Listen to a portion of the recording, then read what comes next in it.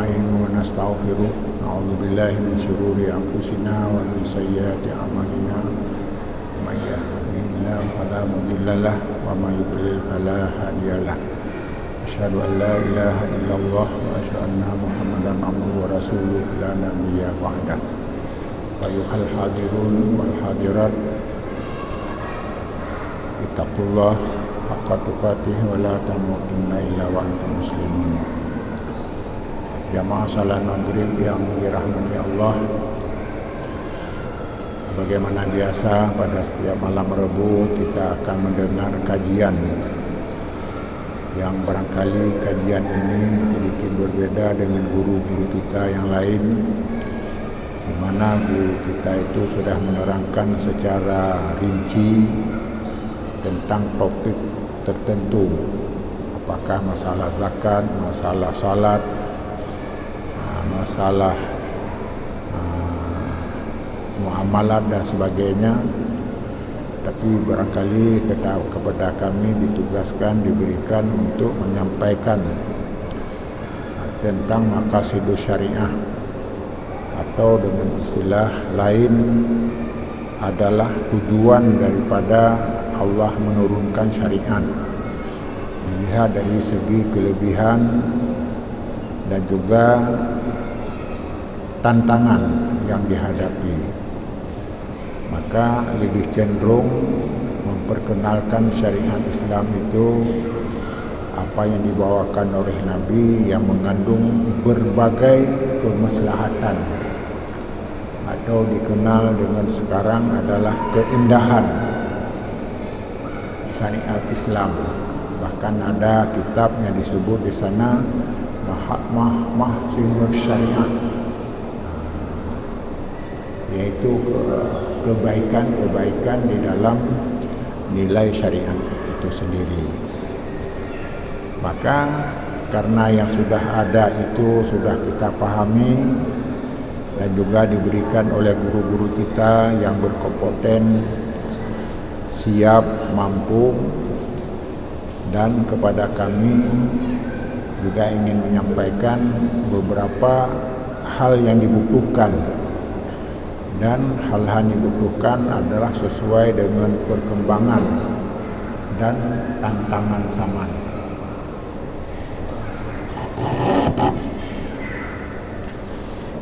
Jadi berhubungan dengan kebutuhan dan tantangan zaman, diantaranya yang sedang berkembang adalah berhubungan dengan siasah, atau istilah sekarang disebut dengan fiqh siasah, hukum Islam yang menerangkan dengan strategi kebijakan yang harus dilakukan, yang perlu dijaga oleh umat Islam. Maka dengan demikian kajian kita ini tidaklah bermaksud untuk menyampaikan siasah ini atau politik ini dalam bentuk praktisnya. Politik praktis, karena politik praktis cenderung yang dibahas sesuai dengan kepentingan penceramah, dan yang dibahas kepentingan kelompok, dan juga kepentingan dari hal yang berkembang dewasa ini. Jadi dengan demikian arah dari pengajian kita adalah untuk memahami prinsip-prinsip syariat dalam menyikapi masalah-masalah siasah ini, atau bisa saja disebut dengan politik. Tetapi politik ini dalam makna yang positif, yaitu politik yang berarti bukan hanya kekuatan dan kekuasaan yang ingin diraih, tetapi kemaslahatan apa yang perlu dijaga. Maka dengan demikian arah daripada pengajian kita adalah prinsip-prinsip fiqh syariah itu dalam hubungan menyikapi politik yang berkembang. Hanya saja berbeda, politik ini tidak sifatnya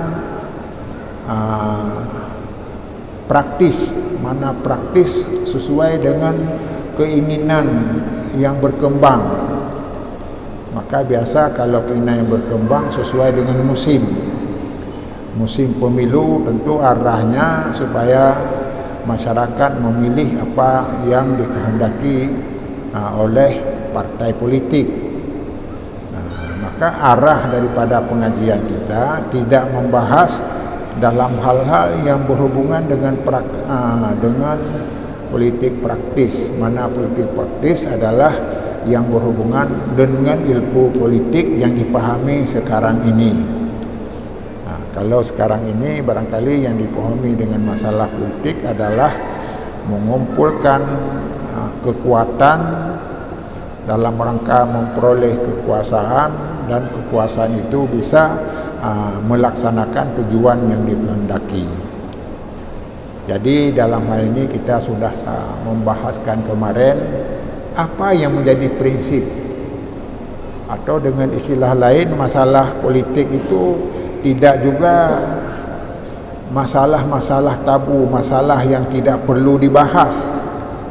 Bahkan kalau pendapat banyak para ulama menyatakan umat Islam wajib belajar politik. Kenapa wajib belajar politik? Karena dalam rangka meraih kemaslahatan umat. Apalagi negara kita ini negara demokrasi. Jadi kalau kita tidak peduli, maka bisa saja umat Islam tidak ada kekuatan apa-apa, dan bisa saja umat Islam itu akan menjadi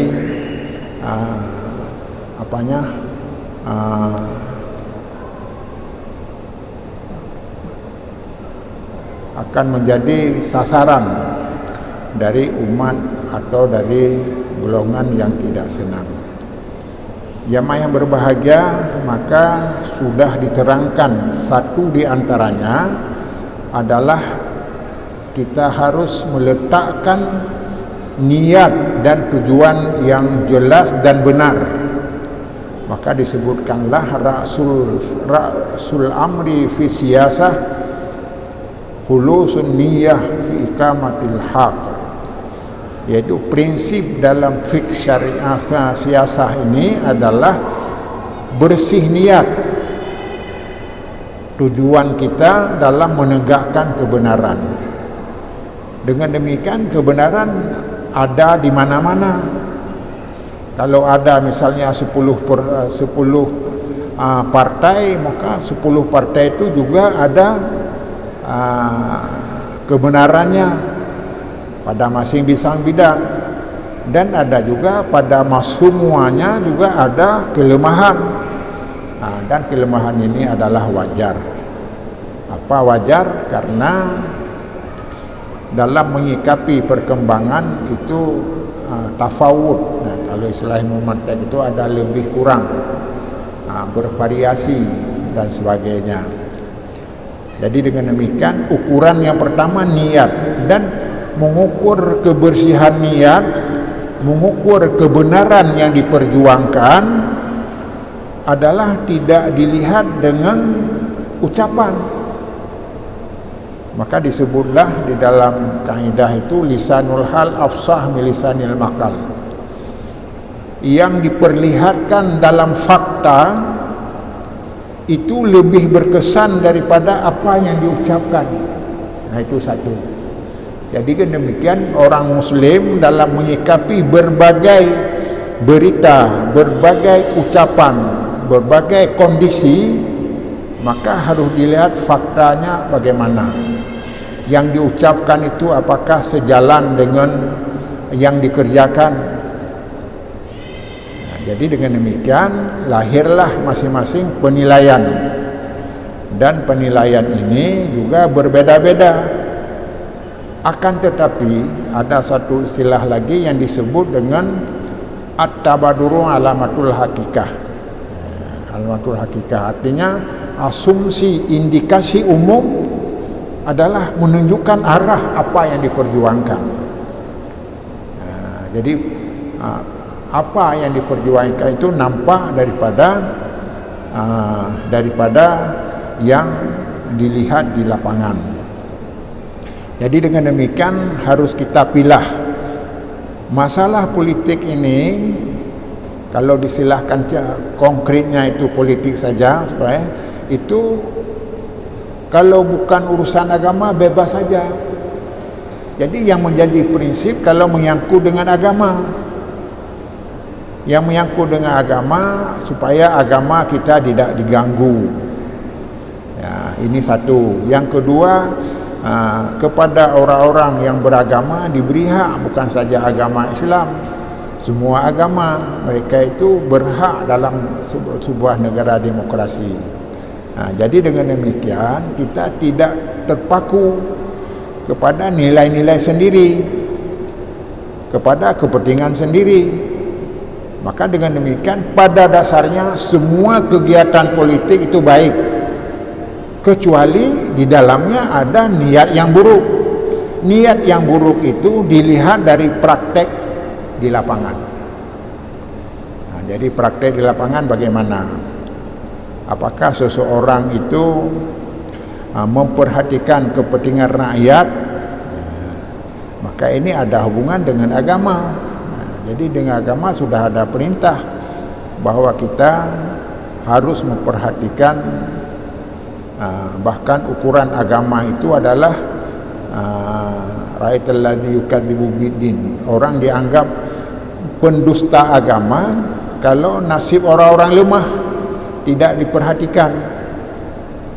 Maka lahirlah hadis yang berhubungan dengan ini, yunsarakum bidu'afaikum. Kita akan tertolong dengan memperhatikan orang-orang lemah. Jadi kalau selama ini banyak orang yang peduli kepada nasib-nasib orang yang lemah, yang tertindas, yang macam-macam, maka itu adalah sebuah tuntutan daripada prinsip agama kita. Jadi dengan demikian jamaah yang berbahagia, kita tenang-tenang saja, tidak perlu ambisi, emosi. Bahkan kalau secara pribadi misalnya penceramah ini memang tidak suka lagi dalam bidang-bidang politik praktis, sudah masanya berhenti, umurnya sudah 72 tahun, tidak berfikir tentang itu, hanya berfikir bagaimana ibadah kita itu diterima dan memiliki nilai. Maka karenanya sudah diterangkan kemarin, prinsipnya adalah al-ibratu fil Islam al-jauhariyah laisa madhariyah.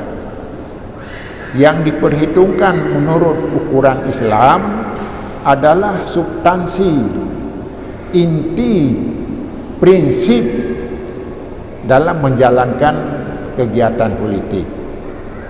Jadi bukan karena penampilan, bukan lahirnya, bukan pernyataan dengan mulut saja, akan tetapi dilihat daripada sejauh mana dalam melakukannya.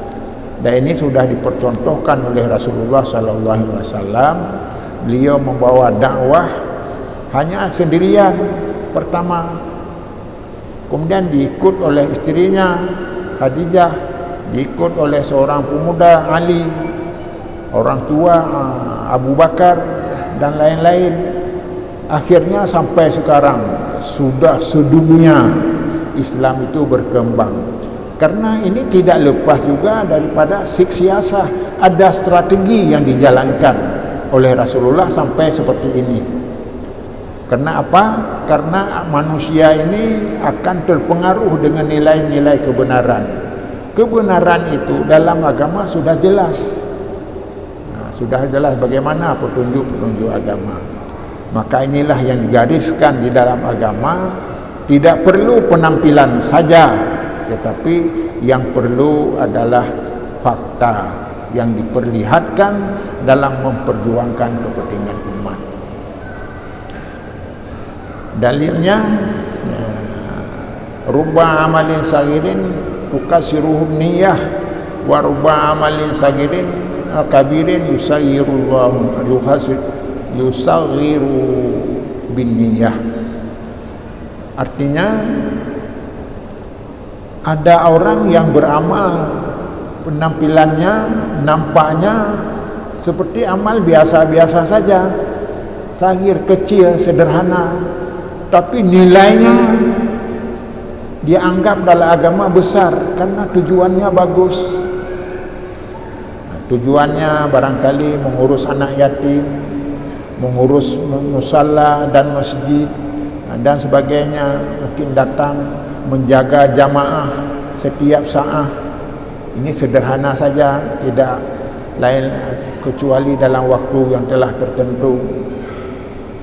Jadi dengan demikian bisa saja amal kita banyak, penampilannya aduhai, kalau sekarang istilahnya aduhai, tetapi nilainya tidak ada karena niatnya bukan saja nilainya tidak baik, bahkan ada yang nilainya jahat. Jadi ini sebenarnya mudah-mudahan tidak ada di Aceh ini. Yang kedua, faman amila minhum amalal akhirah li dunyahu lam yakul lahu fil akhirah min nasib. Yang kedua, orang yang bekerja, berpenampilan, beramal seperti amal akhirat, seperti amal akhirat, tapi tujuan di dunyahu, untuk dunianya, sarana digunakan agama, tapi tujuannya bukan memperjuangkan agama. Maka kalau seperti itu bagaimana? Lam yakul lahu fil akhirah min nasib. Maka pada hari kiamat tidak ada nilai apa-apa. Walaupun kita sudah banyak berkorban, sudah banyak macam-macam dalam ini, bukan saja masalah politik, dalam semua kegiatan. Jadi dengan demikian jamaah yang berbahagia, kita harus melihat bahwa manusia itu sama, kebutuhan juga sama, hanya lebih kurang sesuai dengan profil seseorang, watak dan sebagainya. Maka karenanya kalau dalam dunia ini kita mencari yang paling bersih, tidak ada. Atau nampaknya paling bersih tapi belum tentu. Ada juga yang penampilannya biasa-biasa saja. Ini banyak para sahabat yang berpenampilan biasa tapi mengharapkan reda Allah. Reda Allah, dia berusaha, hasil usahanya membayar zakat, berkorban. Maka karenanya pada masa Rasulullah hubungan zakat ini tidak diambil, walaupun sudah ada ayat dan perintah untuk mengambil, tidak. Karena apa? Karena nilai zakat yang diberikan tidak sejumlah dengan pengorbanan para sahabat untuk berkorban untuk agama. Kalau dalam zakat hanya 2,5%, tapi para sahabat tidak demikian. Ada yang nilainya 100% seperti Abu Bakar, ada yang separuh dari hartanya, bahkan ada juga yang rata-rata itu adalah tidak kurang daripada 20%. Itu menurut bacaan sebahagian. Maka semua orang-orang Arab itu kalau zakat hanya 2,5% tapi dikorbankan lebih daripada itu, maka pada waktu itu belum diberdayakan sedemikian rupa masalah zakat. Meskipun setelah itu telah diatur dengan bermacam-macam kebijakan dalam mengembangkan zakat. Jamaah yang berbahagia, yang lebih penting juga dijaga dalam hubungan dengan fiqh siasah ini adalah dari sejarah yang kita baca, dari sejarah Islam, tarikh dan sebagainya. Yang jadi masalah, tantangan yang paling besar adalah ketika umat ini mempraktekkan cara fitnah. Jadi maka ada seseorang yang disebut, sehingga disebut politik itu jahat karena sering digunakan tidak bermanfaat. Ada yang sifatnya menghina, ada yang mempengaruhi orang dengan cara yang salah, ada yang menipu, ada yang mencaci dan sebagainya. Dan inilah yang sebenarnya dihindari, dan inilah yang diingatkan oleh Rasulullah. Dan pada masa Rasulullah juga sudah terjadi. Betapa banyak para sahabat yang dibunuh dengan rekayasa, dengan propaganda, dengan penipuan, bahwa diundang untuk menjadi penceramah, untuk menjadi pendakwah di negerinya, tapi di tengah jalan dibunuh semua. Ini sudah terjadi. Maka karenanya masalah fitnah inilah perlu dijaga. Maka dalam hadis Rasulullah menyatakan, fi kulli ummatin fitnatun wa fitnatu ummati al-mal. Nah ini, faman akhadha bihaqihi fa huwa maunatul anha. Artinya barang siapa pada semua bangsa dari dulu sampai sekarang itu ada fitnahnya. Bagaimana semenjak bahkan Nabi Adam sendiri diturunkan ke bumi karena fitnah, karena tipu daya dari syaitan dengan dibujuk macam-macam, atau politik syaitan. Politik syaitan ini supaya Adam ini berbuat kesalahan, maka akhirnya diturunkan ke bumi. Dan inilah yang melahirkan semua manusia di bumi, karena Adam turun di dalam surga. Jadi dengan demikian, kullu fitnatin wa fitnatu ummati al-mal. Maka fitnah pada umatku yang lebih besar adalah berkenaan dengan harta.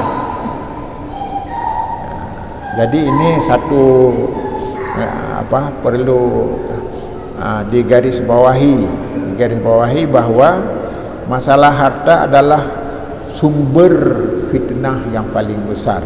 Artinya sumber fitnah di sanalah orang main, menipu orang dengan harta, mengambil macam-macam dan sebagainya.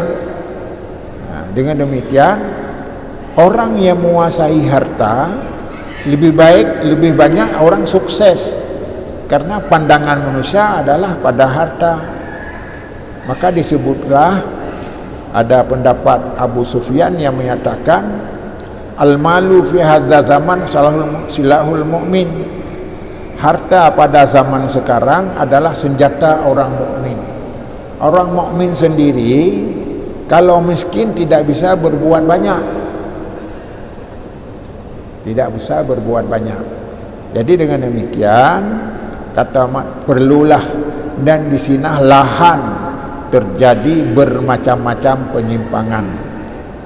Kita melihat orang diberi gaji yang besar, lebih-lebih para menteri, dan bidang masing-masing ini tidak ada memilih siapa, tetapi secara umum adalah orang sangat tergiur dengan harta. Gajinya banyak, kesempatan juga diri seleluasanya, tapi ada yang korupsi dan sebagainya. Jadi dengan demikian, zaman ini tidak sunyi dari kepentingan-kepentingan dalam rangka meraih harta. Kalau ini kita sudah tahu, inilah yang dijaga. Yang dijaga, janganlah diri kita ini bisa dijual, bisa dibeli dengan harta. Itu identitas kita itu sudah hilang. Identitas apa? Artinya prinsip Islam itu sudah hilang, karena sekarang kata istilah identitas juga bermasalah. Kalau kita baca, kenapa ini bermasalah juga, ada kepentingan politik supaya kalau membawa nama-nama agama, maka itu identitas,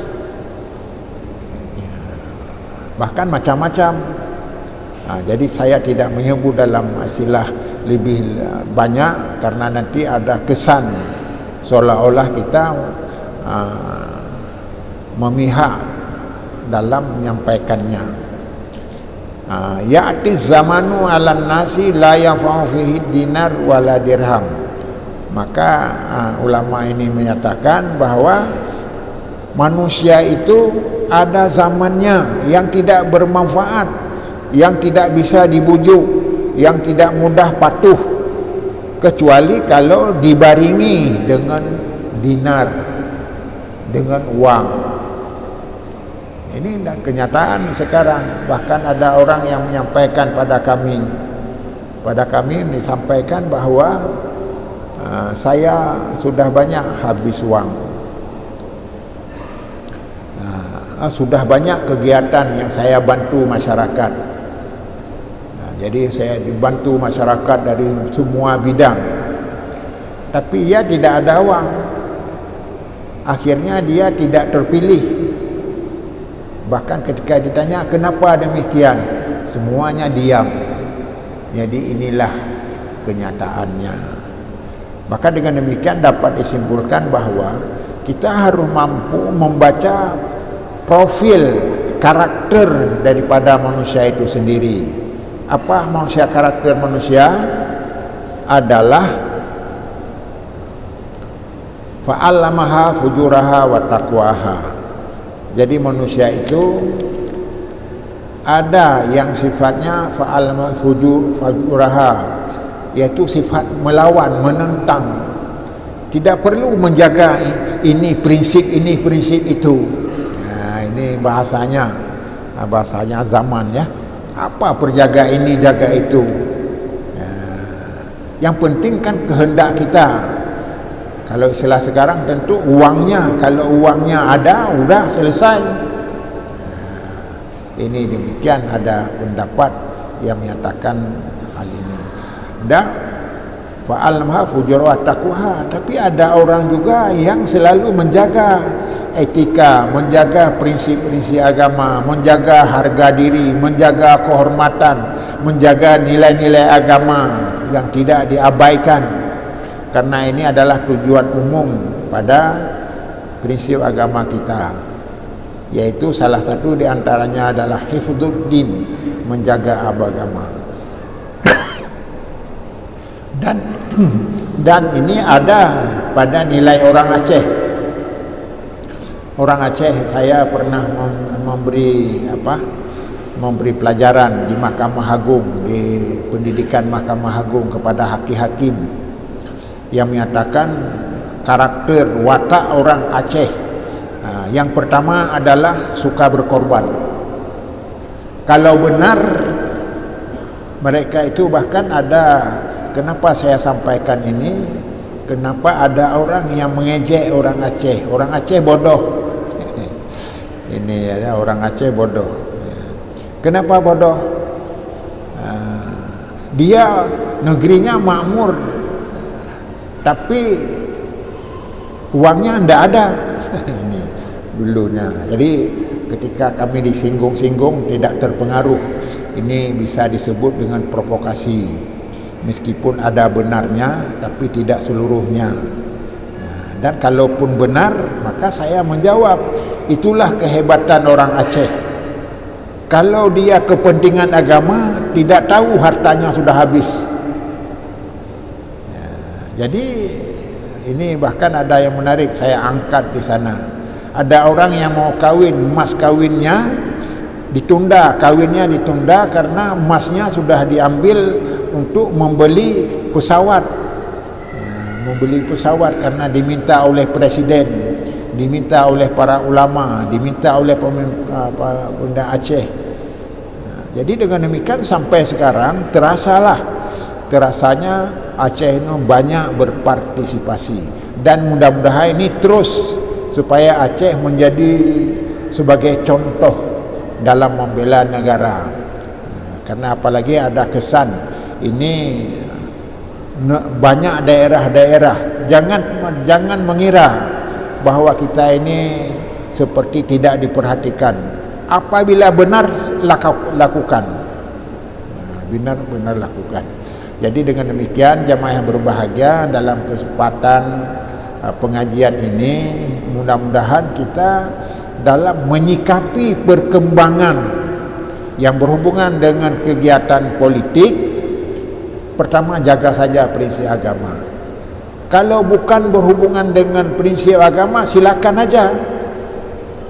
Tidak semua diatur agama. Anta a'lamu bi umuri dunyakum. Engkau lebih paham apa kebutuhan di dunia kita. Jadi kita menjaga saja yang hubungan dengan agama, jangan dikotak-atik, dan sedangkan yang lainnya silakan saja. Maka ada yang kedua yang memang perlu kami sampaikan pada kesempatan ini. Yang kedua adalah hubungan dengan kegiatan politik ini adalah ada pihak-pihak yang pihak-pihak itu tidak senang dengan Islam. Ini yang membahayakan. Tidak senang, maka caranya mengejek, menghina, bahkan memfitnah. Inilah yang diingatkan oleh Al-Quran. Riduna ayyutfi'u nurallahi biafwahihim wa ya'ba Allah illa yutimma nurahu walau karihal kafirun. Surat Taubah. Ada mereka yang bermaksud memadamkan nur Allah, sinar agama, prinsip-prinsip agama ingin dipadamkan melalui bermacam-macam berita. Afwaihim ni macam dengan mulutnya, dengan beritanya, dengan hoaxnya dan sebagainya. Akan tetapi Allah tidak menyenanginya. Wa ya'ballah, Allah tidak membantu tujuan seperti ini. Dan Allah yutimma nurahu, menyampurnakan nurnya, menyempurnakan agamanya, walaupun orang kafir tidak senang. Prinsip ayat ini menerangkan ada pihak yang pihak itu dari sejak dahulu masa Rasulullah bermacam cara ditempuh supaya syiar Islam itu tidak jalan. Ada diajak kompromi dulu. Hari ini beribadah menurut agama Yahudi misalnya, atau Nasrani, besok agama Islam. Bahkan sekarang bertambah, ada orang yang menganggap orang yang paling nasional yang tidak ada nilai agama. Ini yang bahaya lagi. Yang tidak ada agama. Jadi bagaimana nasional yang tidak peduli urusan agama? Itu sudah bertentangan dengan Pancasila. Bapak dan ibu-ibu sekalian, saya dulu memang pernah dalam kancah politik ini sementara, dan kemudian jadi pegawai, bahkan akhirnya jadi hakim. Maka kami ditugaskan sebagai penggalang kopri. Penggalang kopri artinya pegawai-pegawai itu harus kita bina. Tujuan pada waktu itu bukan hanya membina dalam bentuk lain, tetapi memperkenalkan Pancasila, harus pegang kepada Pancasila, dan diarahkan supaya kita mendukung partai pemerintah. Waktu itu partai pemerintah adalah Golkar. Jadi karena saya dulu bukan Golkar, akhirnya digaraplah sebagai pegawai untuk menggalang kopri. Dan kita bekerja pada saat itu. Akhirnya jadi hakim. Ketika jadi hakim tidak boleh berkampanye lagi, dan sebagainya. Jadi dalam hal ini jamaah yang berbahagia, patut kita, dan barangkali tidak perlu kita harus memperbanyak uraian tentang ini, karena ini pasti ada hal-hal yang tidak baik disampaikan. Dan yang lebih penting, bapak-bapak dan ibu-ibu sekalian, hadapilah semua masalah sesuai dengan suka hati kita. Yang penting jangan kita meninggalkan nilai-nilai abadi. Nilai abadi apa? Nilai agama. Karena agamalah yang menentukan hidup kita, baik di dunia dan di akhirat. maka disebutlah wa'mal li dunyaka fa innaka umrusani. Beramallah di dunia. Di dunia beramal, bekerja banyak di dunia, karena engkau akan mendapat umur kedua, yaitu umur akhirat. Maka kalau orang sudah banyak mempersiapkan diri untuk negeri akhirat, maka dia akan perolehnya. Ada orang juga yang hanya mementingkan kepentingan dunia, maka dengan mementingkan kepentingan dunia, akhiratnya tidak dapat. Jadi karenanya dalam kesempatan singkat pada malam hari ini, mudah-mudahan ke depan tidak lagi kita uraikan seperti ini, tetapi bagaimana dalam tingkah laku kita, terutama dalam menjaga diri kita dan menjaga keluarga kita, menjaga negeri kita. Karena jangan dianggap remeh. Kalau kita lengah, bisa saja masalah negeri itu akan bermasalah kembali, seperti pada zaman dahulu. Jadi mudah-mudahan ada manfaatnya, karena ini sudah waktunya kita akhiri. Nanti kita lanjutkan dengan kajian yang lebih spesifik. Lebih spesifik apa?